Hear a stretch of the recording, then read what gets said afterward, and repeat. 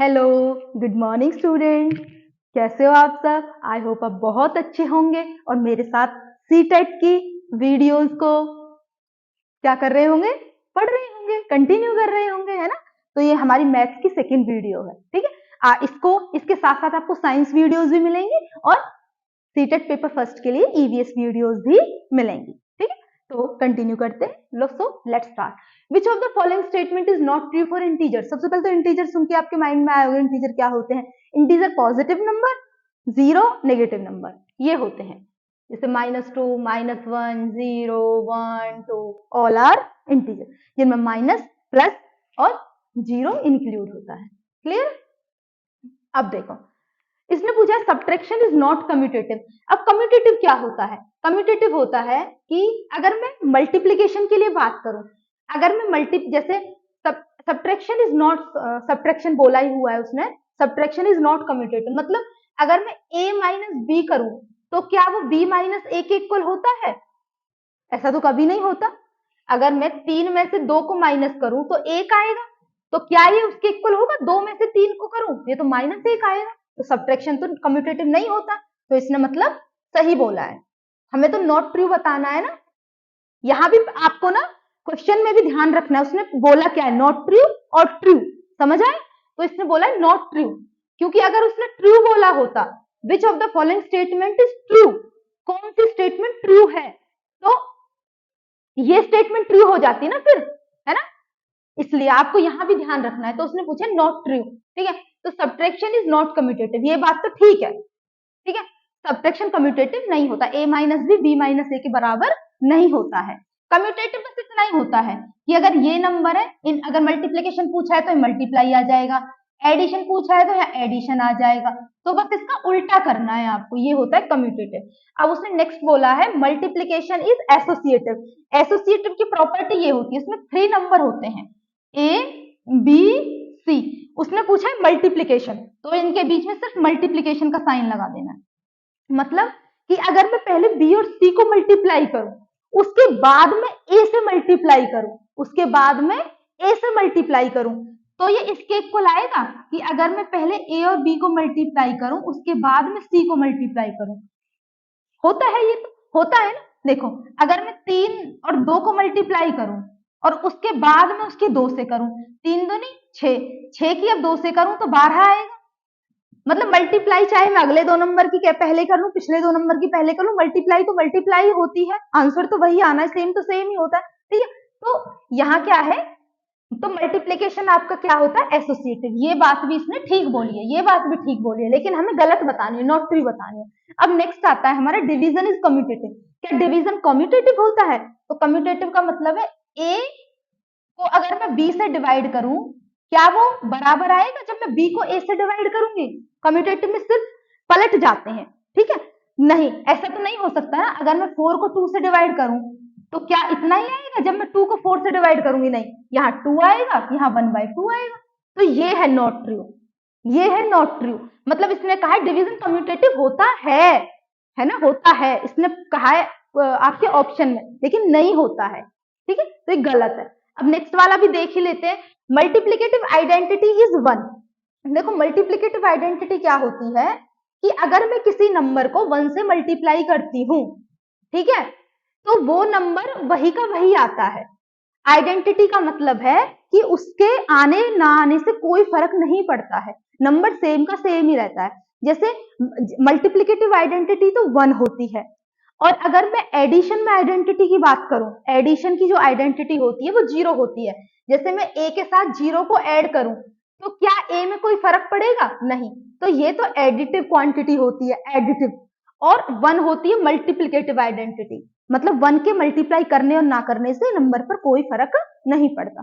समझ आ गया? तो ये तो ठीक है, तो आपका ऑप्शन कौन सा है? सी है, ठीक है। Division is commutative. अब नेक्स्ट क्वेश्चन है पाइथागोरियन ट्रिपलेट। पाइथागोरस से आपको कुछ माइंड में आया होगा। पाइथागोरस थ्योरम हम कब यूज करते हैं? जब ट्राइंगल होता है हमारे पास राइट एंगल, ये हमारा एक एंगल 90 डिग्री का होता है ना। तो पाइथागोरस थ्योरम क्या होती है? वो होती है ये, हाइपोटेनस है, ये हाइपोटेन्यूज, ये है आपका बेस और ये है आपका परपेंडिकुलर। जब हाइपोटेनस का स्क्वायर बराबर होता है परपेंडिकुलर का स्क्वायर प्लस में बेस का स्क्वायर, या फिर अगर मैं हिंदी में बोलूं तो वो होता है आपका कर्ण का स्क्वायर बराबर लंब का स्क्वायर जमा में आधार का स्क्वायर। यही होता है ना पाइथागोरस थ्योरम के अंदर। तो पाइथागोरियन ट्रिपलेट क्या होती है?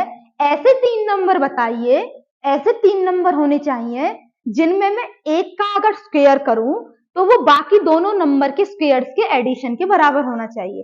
यानी अगर मैं इस नंबर को लेती हूँ सबसे पहले इसको 13, 84, 85, ठीक है, तो इसमें बड़ा नंबर कौन सा है? 85। तो मैं पहले 85 का स्क्वायर करते हैं। 85 का स्क्वायर कर लीजिए। आपको अगर एक ही लाइन में मल्टीप्लाई करनी है तो इसका भी मैं आपको एक ट्रिक बता देती हूँ। देखो पहले तो 5 और 5 की मल्टीप्लाई करो। 5 5 जा 25, 5 5 जा 25, तो यहाँ तो 5 आ गया। इसका कहते हैं ना कैरी, 2 कैरी चला गया। अब 8 की 5 से मल्टीप्लाई कर लो, क्रॉस इस 8 की 5 से कर लो, 8 5 जा 40। अब इस वाले 8 की 5 से कर लो, 8 5 जा 40, दोनों 40 40 ऐड होके क्या बन गया? 80। 80 में इस कैरी को ऐड कर दो, कितना बन गया? 82। तो 2 यहाँ और 8 कैरी। अब इसकी कर लो, 8 8 जा 64, 64 में 8 को ऐड कर दो, कितना बन गया?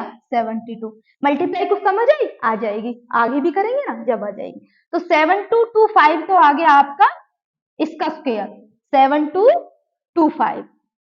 अब हमें इन बाकी दो का स्क्वायर भी करना है। 13 का स्क्वायर तो आपको पता ही होगा, मैंने आपसे कहा भी था लास्ट वीडियो में कि आपको स्क्वायर थोड़ा सा याद कर लेने हैं, 20 तक तो कम से कम, ठीक है। अब हमारा 84 का स्क्वायर करना है हमें, तो 84 का स्क्वायर करेंगे, वही पहले 2 का कर लो, 4 4 जा 16, 1 कैरी। अब क्रॉस में कर लो, इस 8 की 4 से 8 4 जा 32, इस 8 की 4 से 8 4 जा 32, 32 32 को ऐड कर लो 64, 64 में 1 ऐड कर दो 65। और अब इस वाले 8 8 की कर लो, 8 8 जा 64, 64 और 6 70, ठीक है। तो इसको यहां लिख दो। तो कुछ समझ आया? बड़े वाले नंबर का स्क्वायर करके एक साइड लिख लो, दोनों छोटे छोटे नंबर है उनका स्क्वायर करके एक साइड लिख लो, दोनों को ऐड कर लो। अब दोनों को ऐड करो, 6 और 9 कितना आ गया? 15, 7 और 5 12, और ये आपका 1 और 1 2 और यहाँ 7 आ गया ना। तो दोनों जो छोटे छोटे नंबर हैं इसको मान लो परपेंडिकुलर, इसको मान लो बेस और इसको मान लो हाइपोटेन्यूज। तो हाइपोटेन्यूज का स्क्वायर है आपका बेस का स्क्वायर प्लस में परपेंडिकुलर का स्क्वायर, मतलब ये तो एक पाइथागोरन ट्रिपलेट बना रहा है ना। तो ऐसे बाकी के लिए भी आपको चेक करना है, ये भी बनाता है। 7 24 25, 25 का स्क्वायर जब आप करोगे ना तो वो 7 का स्क्वायर प्लस में 24 के स्क्वायर के एडिशन के बराबर होगा, ठीक है। ये भी बनाता है 8 5 7 8 15 17, ये नहीं बढ़, चेक कर लेना बेशक से। देखो 63 का स्क्वायर होता है 3 3 जा 9, 3 की 6 से 18, 3 की 6 से 18, 18 और 18 36, 6 6 जा 36 और 3 39, इसका तो बना रहा है ये। अब आपको 11 का करना है, 11 का 121 होता है, ठीक है। 60 का कितना होता है? 6 6 जा 36, तो 3600 होता है। ऐड करो इनको, देखो इनका एडिशन तो इतना आ रहा है, 11 का और 60 का स्क्वायर करके एडिशन इतना आ रहा है, लेकिन 63 का इतना आ रहा है स्क्वायर, तो दोनों इक्वल नहीं है ना। तो यही है वो जो पाइथागोरन ट्रिपलेट नहीं बनाता है। क्लियर हो रहा होगा आपको, है ना? आपको मेरे साथ जुड़े रहना है सीटेट की प्रिपरेशन के लिए, ठीक है। तो इसके लिए आपको क्या करना पड़ेगा? चैनल को सब्सक्राइब साइंस मास्टर 0112 और प्लस में आपको बेल आइकन को हिट करना है, जो बेल सी बनी हुई होती है ना साइड में, बेल बनी हुई, तो उसको हिट कर दो ताकि नोटिफिकेशन आपके पास आ जाए जैसे ही मेरी वीडियो अपलोड हो। ओके, अब नेक्स्ट क्वेश्चन देखते हैं। इन ट्राइंगल्स एबीसी और डीईएफ बना ही लेते हैं, दो ट्राइंगल, एक एबीसी ट्राइंगल बना लिया मैंने और दूसरा ट्राइंगल बना लिया डीईएफ। ये वीडियोस आपको मैं प्रॉमिस करती हूँ बहुत हेल्पफुल रहने वाली हैं आपकी सीटेट की प्रिपरेशन में, ठीक है। तो एबीसी और डीईएफ दो ट्राइंगल बना लिए। अब जो एसी है वो तो डीएफ के बराबर है, जो बीसी है वो आपका ईएफ के बराबर है, और ए भी कितना है? 2x - 1। अच्छा, एंगल भी बराबर है, एंगल सी बराबर है एंगल एफ के। आपको कुछ याद आ रहा है? रूल्स कुछ होते हैं, है ना, जैसे SAS रूल होता है, दो साइड और उनके बीच में बना हुआ एंगल। देखो ये साइड इसके बराबर है, ये साइड इसके बराबर है, और ये जो दोनों साइड के बीच में जो बना हुआ एंगल है वो भी दोनों बराबर हैं, ये एंगल भी दोनों बराबर हैं। तो ये ट्राइंगल कैसे हुए? सर्वांग सम हिंदी में, और इंग्लिश में बोलते हैं कॉन्ग्रेंट। ये दोनों ट्राइंगल कैसे हैं? कॉन्ग्रेंट। तो ट्राइंगल ABC और ट्राइंगल DEF, ये क्या है? दोनों कॉन्ग्रेंट है, ठीक है। अगर जब ट्राइंगल कॉन्ग्रेंट हो जाते हैं तो उनके बाकी पार्ट्स भी इक्वल होते हैं। हिंदी में बोलते हैं सर्वांगसम त्रिभुजों के सभी अंग समान होते हैं, है ना, पढ़ी होगी थ्योरम 9th क्लास में आपने ये, ठीक है। तो अगर ये दोनों ट्राइंगल कॉन्ग्रेंट हो गए हैं तो इनकी बाकी साइड्स, बाकी एंगल सब कुछ बराबर होगा। तो हमें क्या दिया हुआ है? AB है हमारा 2x-1, ये वाली साइड है हमारी 2x-1, ये वाली साइड हमारी 2x-1 है, ठीक है। तो ये वाली साइड भी हमारी 2x-1 ही होगी ना, है ना, ये वाली साइड है जो हमारी 2x-1 ही होगी। लेकिन इसने क्या दी हुई है? इसने दी हुई है 5x-4। ये तो इसमें गिवन है, क्वेश्चन में गिवन है कि AB साइड इतनी है और DE साइड इतनी है, लेकिन हमें पता है सर्वांगसम त्रिभुजों के सभी अंग समान होते हैं, तो इसलिए AB और DE क्या होंगी? बराबर होंगी, ठीक है। तो अब दोनों को इक्वल कर दो, 2x-1 बराबर है 5x-4 के, ठीक है। तो 2x को इधर ले जाओ, 5x-2x, -1 तो यहाँ था ही, 4 को इधर ले आओ तो 4 हो जाएगा प्लस, यहाँ माइनस का है तो यहाँ 4 में से 1 गया 3 और इसमें से ये गया तो 3x, यहाँ से x की वैल्यू क्या आ गई? 3 और x मल्टीप्लाई में, तो यहाँ 3 जब नीचे जाएगा तो 3/3 1 आ जाएगा, तो x की वैल्यू कितनी आ गई? 1। समझ आ गया होगा आपको, है ना? कोई दिक्कत परेशानी, कोई भी आपको क्वेरी, कोई भी कंफ्यूजन हो तो कमेंट बॉक्स में आप मुझे जरूर बताना, मैं पूरी कोशिश करूंगी आपको जल्दी से जल्दी उसका हल देने की। अच्छा, नेक्स्ट क्वेश्चन है, let X be the median of the data. ये डाटा लिखा हुआ है आपके सामने, कुछ नंबर्स लिखे हुए हैं 13, 8, 15, 14, 17, 9, 14, 16, 13, 17, 14, 15, 16, 15, 14, ये कुछ नंबर लिखे हुए हैं, ठीक है ना। फिर उसने कहा है कि अगर 8 को रिप्लेस कर दूं 18 से, मतलब 8 जहां पर भी है वहां मैं 18 लिख दूं, तो जो मीडियन है डाटा का वो y बन जाएगा। अभी तो इसका मीडियन बोला है x, जब 8 को 18 से रिप्लेस कर दिया जाएगा जब बन जाएगा y, तो x और y का सम निकालना है हमें। तो सबसे पहले तो हमें ये डाटा लिखना पड़ेगा यहाँ, 13, 8, 15, 14, वेरी केयरफुल्ली, बहुत केयरफुल्ली लिखना पड़ेगा, कोई भी नंबर मिस ना हो, कोई भी नंबर कॉपी ना हो। 14, 17, 9, देखो 13, 8, 15, 14, 17, 9, 14, 16, 13, 17, 14, 15, 16, 15, 14, ये है आपका एक। तो मीडियन कैसे निकालते हैं? सबसे पहले तो हमें नंबर्स को ना या तो असेंडिंग ऑर्डर में लिखना होता है या डिसेंडिंग में, मतलब या तो बढ़ते क्रम में या घटते क्रम में, कोई भी एक क्रम अपना लो, आरोही या अवरोही, कोई भी एक क्रम। तो मैंने असेंडिंग ले लेती हूँ, तो सबसे छोटा 8 है, एक ही बार है ना, हाँ जी एक ही बार है। 9 है, फिर उससे बड़ा एक बार है, एक ही बार है, ठीक है। 10 तो है नहीं इसमें, 11 भी नहीं है, 12 भी नहीं है, 13 है। 13 कितनी बार है? एक बार, ठीक है, दो बार लिख लेना है इसको। 14 कितनी बार है? 1, 2, 3, 4, 4 टाइम है 14। 15 कितनी बार है?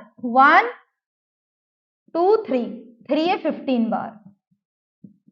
16 कितनी बार है? 1, 2, 16 है 2 बार। 17, 1, 2, 2 बार। अब एक बार नंबर काउंट कर लो, 1, 2, 3, 4, 5, 6, 7, 8, 9, 10, 11, 12, 13, 14, 15। 1, 2, 3, 4, 5, 6, 7, 8, 9, 10, 11, 12, 13, 14, 15। देखो सीटेट का पेपर इतना टफ नहीं होता है, लेकिन सावधानी बहुत बरतनी है आपको, समझ आ गया? देखो टफ तो कोई भी चीज नहीं होती, वैसे सीटेट ही नहीं, अगर आप मेहनत करोगे और आपको जरूर कामयाबी मिलती है, ठीक है। पर मैं आपको एक बताती हूँ बात कि जो इन क्वेश्चंस का लेवल है वो इतना मतलब हाई नहीं है, ठीक है। तो आपको सिर्फ थोड़ा सा फोकस करना है, ध्यान देना है क्वेश्चन सॉल्व करते टाइम, ठीक है। तो अब मीडियन क्या होता है, ये डिजिट्स कितनी है 15। अगर नंबर ऑफ डिजिट्स ऑड है, अगर नंबर ऑफ डिजिट्स ऑड है तो मीडियन का फॉर्मूला होता है n+1/2, n+1/2। और अगर नंबर ऑफ डिजिट्स इवन है, ठीक है, तो फॉर्मूला क्या होता है n/2 plus n/2 plus 1 divided by 2। अब आप सोच रहे होंगे ये क्या लिख दिया आपने, देखो यहां नंबर ऑफ डिजिट्स है 15। कितनी है नंबर ऑफ डिजिट्स 15, मतलब n की वैल्यू 15 है, तो ऑड है ना, ये ऑड नंबर है ना, 2 से डिवाइड नहीं हो रहा, ऑड है ये, ठीक है। तो यहाँ पे फॉर्मूले में पुट कर दो 15 प्लस 1/2, ये 16 और 2 8 आ जाएगा, डिवाइड हो गए। तो मतलब 8th नंबर की जो डिजिट होगी 1 2 3 4 5 6 7 8, ये जो 8th नंबर की डिजिट होगी ये मीडियन का काम करेगी। समझ आ गया, ये क्या काम करेगी, मीडियन का। लेकिन अगर ये डिजिट्स होती 16, अगर ये नंबर ऑफ डिजिट 16 होती तो इस फॉर्मूले में पुट करते 16/2 प्लस 16/2 प्लस 1/2। तो 16 divide by 2 18, 8 plus 16 divided by 2 8, 8 plus 1 9, नहीं यहाँ एक सेकेंड, 16/8, हाँ, तो वो 8th और 9th जो डिजिट होती है ये डिजिट्स हैं, यहां भी तो डिजिट ही ली ना हमने, 8th डिजिट ली ना, तो यहाँ पे TH और लिख लो, मतलब वो वाली डिजिट n/2th डिजिट और n/2 प्लस 1th डिजिट।